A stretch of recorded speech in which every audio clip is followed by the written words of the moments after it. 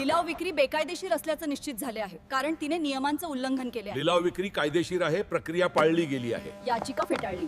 नमस्कार मित्रांनो, आपण सरफेसी ऍक्ट खाली आज बोलणार आहोत. एक माननीय सर्वोच्च न्यायालयाचा नुकताच आलेला महत्त्वपूर्ण असा निर्णय आहे सरफेसी ऍक्टच्या अनुषंगाने. तर आपल्या आजच्या व्हिडिओचा विषय असा आहे की confirmed auction sale not absolute where process violates the SARFAESI rules and borrower discharges liability असं टायटल आहे, हेड नोट आहे. म्हणजे एखाद्या केसमध्ये कन्फर्म ऑक्शन सेल झाले आहे सरफेसी ॲक्ट खाली, म्हणजे एखाद्या मिळकतीच्या विक्री लिलावा संदर्भामधली प्रोसेस कंप्लीट झालेली आहे. परंतु ती प्रोसेस कंप्लीट करीत असताना जर का सरफेसी ॲक्टच्या रूल्समधील जर तरतुदींचं पालन केलं गेलं नाही तर कन्फर्म ऑक्शन सेलसुद्धा न्यायालयामध्ये चॅलेंज करता येतो, असा हा महत्त्वपूर्ण निर्णय आहे. नमस्कार, मी आपला वकील मित्र ॲडव्होकेट कैलास नाईक. चला तर मग कायद्याचं म्हणजेच तुमच्या फायद्याचं बोलूया. तर माननीय सर्वोच्च न्यायालयाने एक महत्त्वपूर्ण असा निर्णय दिलेला आहे आणि त्यामध्ये असं म्हटलेलं आहे की the supreme Court has held that mere confirmation of an auction sale under the SURFACE Act does not render it immune from the judicial scrutiny where the sale process is vitiated by non-compliance of statutory timelines and material irregularities, especially when the borrower has in integrum discharged the entire outstanding liability.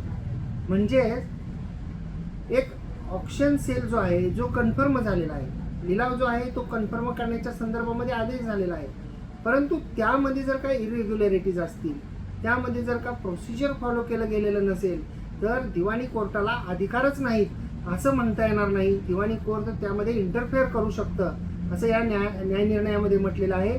The court was hearing appeals filed by auction purchasers and the secured creditors challenging the judgment of the Madras high court which had set aside the auction sale and permitted redemption of the secured assets of borrowers. आणि याच्यामध्ये जे आहे ते जे division bench होतं माननीय सर्वोच्च न्यायालयाचं, तर त्याने असं म्हटलेलं आहे की in the present factual milieu where the completion of sale was delayed beyond stipulated timeline, म्हणजे मुदतीच्या बाहेर जर आहे जर ती सेल असेल, timeline due to judicial interventions and procedural constraints and where such delay is not arbitrable to the borrowers, the mere factum of confirmation cannot preclude judicial scrutiny. The reason त्याच्यामध्ये म्हटलं की the SARFAESI act is not a mechanical completion of a sale. हे वाक्य या निकालातलं खूप महत्त्वाचं आहे की SARFAESI act is not a mechanical completion of a sale but the lawful realisation of the secured assets in a manner that is fair, transparent and conducive to securitising the best possible value while balancing the interest of all stakeholders involved. म्हणजे जेव्हा auction sale करायचा आहे SARFAESI act खाली, तर फक्त ज्यांनी हुकुमनामा आदेश मिळवलेला आहे तर त्यांच्या बाजूचाच विचार करायचा नाही, तर त्याच्यामध्ये ज्यांची मिळकत आहे त्यांचा सुद्धा विचार केला गेला पाहिजे, असं या महत्त्वपूर्ण अशा न्यायनिर्णयामध्ये म्हटलेलं आहे.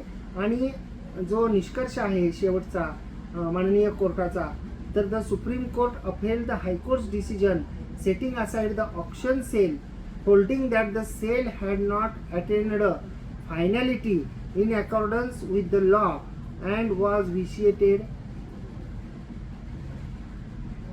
विटायटेड by the breach of statutory timelines. म्हणजे जी तरतुदी आहेत सरफेसी ॲक्टमधल्या, तर त्याचं पालन केलं गेलेलं नसल्यामुळं हा जो ऑक्शन सेल आहे, हा ऑक्शन सेल जो आहे तो रद्द केलेला आहे, कन्फर्म झालेला ऑक्शन सेल. आणि या केसचं जे नाव आहे ते मी स्पेलिंग वाचून दाखवतो, म्हणजे प्रोनाऊन्सिएशनमुळं पुन्हा नाव सर्च करायला अवघड जाईल. MUTHURATHIN MUTHISABATHY. स्पेलिंग मी पुन्हा एकदा वाचतो. MUTHURATHINASABATHY and others versus messrs Shri international and others. आणि ही जी केस आहे ही केस जी निकाल या केसचा जो देण्यात आलेला होता तर त्याच्या निकालाची तारीख जी आहे ती सुद्धा आपण ज्युनियर वकील मित्रांसाठी पाहूया. जजमेंटच्या शेवटी जे आहे PDF असतं त्याचं, तर त्याच्या जजमेंटच्या शेवटी जे आहे ती तारीख नमूद करण्यात आलेली असते. मोठं जजमेंट असतं, बऱ्याचशा पानांचं, 26 पानांचं हे जजमेंट आहे. 1 एप्रिल 2026 जो आहे तो हा न्याय निर्णय आहे. म्हणजे सरफेसी ॲक्ट खाली कन्फर्म ऑप्शन सेल झालेला असेल तरी सुद्धा तो ॲब्सोल्यूट नाही. जर का त्या तो सेल होत असताना, कन्फर्म ऑप्शन सेल होत असताना जर का सरफेसी ॲक्टमधल्या रूल्सचं व्हायोलेशन झालेलं असेल तर तो सुद्धा रद्द करण्यात यावा. रद्द केलेला आहे माननीय सर्वोच्च न्यायालयाने. तर हा महत्त्वपूर्ण जो आहे तो निवाडा आहे सरफेसी ॲक्ट खालचा. जर आपल्याला ही माहिती आवडली असल्यास या व्हिडिओला एक लाईक करा, व्हिडिओला शेअर करा. कोर्ट कचेरी यूट्यूब चॅनलला जर आपण सबस्क्राईब केलेलं नसेल तर सबस्क्राईब करा. बाजूचं बेल आयकॉनचं बटन दाबा, म्हणजे व्हिडिओचे नोटिफिकेशन जे आहेत ते आपल्यापर्यंत पोहोचतील. आपण जर या व्हिडिओला फेसबुक इंस्टाग्रामवर पाहत असाल, अद्याप जर आपण फॉलो केलेलं नसेल तर फॉलो जरूर करा आणि फेसबुक आणि इंस्टाग्रामवर सुद्धा लाईक आणि शेअर करा. धन्यवाद.